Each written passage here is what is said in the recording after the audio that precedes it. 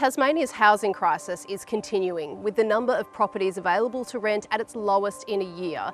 Candidates in this month's state election are making big promises to fix it. So what are they saying? Short-stay accommodation listings on sites like AirBNB and Stays are getting a lot of attention.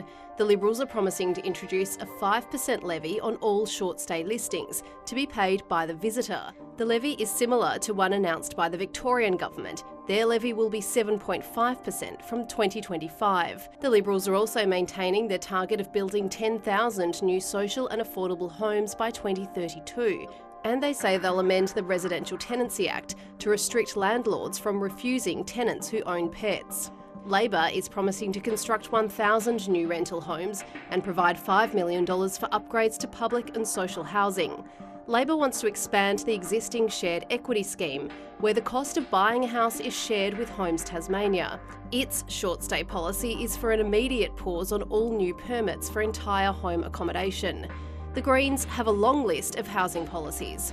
They would stop new whole home short-stay rentals and phase out existing listings in residential areas. They also want reforms to support tiny homes, stamp duty exemptions for first home buyers, and rooftop solar for all public and social housing. The proposed AFL Stadium here at Macquarie Point in Hobart is one of the main reasons we're headed to an early election, after two Liberal backbenchers quit the party and became independent, citing concerns about the project. So where are the main political players standing on it now? The Liberal government signed the deal with the AFL in May last year for a Tasmanian club to enter the national competition on the condition a 23,000-seat roofed stadium would be built at Macquarie Point. During the election campaign, the Liberals announced that if re-elected, they would cap the state government's contribution to the stadium at $375 million.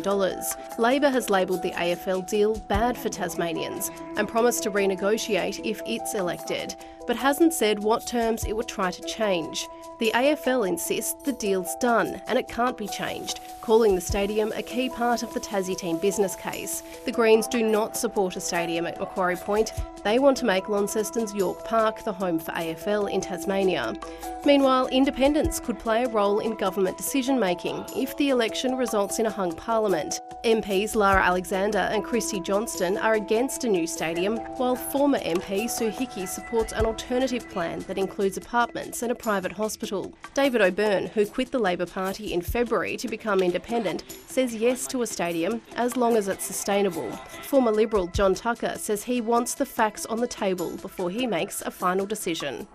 Tasmania's health system is constantly making the news for negative reasons, from patients being stuck in ambulances because there are no hospital beds available, to people waiting years for crucial surgeries. Political parties are making plenty of health promises ahead of the election, so here are some of them. Labor is promising 20 new beds for Launceston General Hospital patients by mid-2025, upgrades to 6 regional ambulance stations, and to make 500 health workers permanent, replacing short-term contracts. It's also promising free university degrees for hundreds of health workers who'll work at local hospitals for 3 years, and to add childcare centres to the master plans of Tasmania's 3 public hospitals to support health workers who are parents. The Liberal Party is promising to recruit 51 full-time paramedics over the next 2 years and an additional 44 full-time doctors and 25 full-time nurses at the Royal Hobart Hospital Emergency Department. It's also promising capital upgrades worth $187 million for the Royals ED, a $53 million redevelopment of the Launceston ED, and almost $175 million for upgrades to the Mersey Community Hospital at La Trobe. The Greens want to employ an extra 40 nurses and midwives at the LGH each year until 2030, hire 87 new full-time paramedics by June 2025, and build 6 new ambulance stations. They're also promising pill testing at events and festivals and free quit smoking products through GPs. Rising costs of living are biting most people as prices increase for rents and mortgages, food, fuel and services. Here are some of the policies being put forward to address that pressure.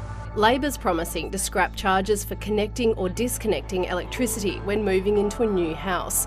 It would also provide $1,000 grants for households for upgraded or new heat pumps, insulation, solar panels, battery storage systems, better glazing, lighting or hot water systems. Labor's also promised to reassess Hydro's ministerial charter to focus on providing cheaper electricity rather than exporting to the mainland, which the Liberals say they'd match. Both Labor and the Liberals are promising to halve fares on public transport, including the Derwent ferries, for 1 year. The Liberals are also promising a one-off $250 payment for every electricity account holder, or $300 credit on energy bills for small businesses, to be paid out before June 30. The Greens are promising free public transport statewide, more support for emergency food relief programs, and to introduce a means-based model for fines and traffic infringements. Education is an issue that always gets attention during an election campaign. So let's take a look at what policies are on offer for Tasmania's school students. The Liberals say they'll pass new laws that mean any move for the UTAS campus to be sold or used for non-educational purposes would have to be approved by both Houses of Parliament. They've promised a $35 million VET facilities fund to upgrade equipment in schools, colleges and trade training centres, and $32 million to build 4 new child and family learning centres. The Liberals are also promising a school building blitz to deliver major upgrades to 16 public schools. That includes a $25 million upgrade to Dodgers Ferry Primary, where student numbers are growing rapidly. Labor's promised $20 million for that project. Labor's also promising funding to upgrade another 14 Priority 1 schools and complete 4 new school builds, create a career pathway centre to reform in-school career education and end short-term teaching contracts.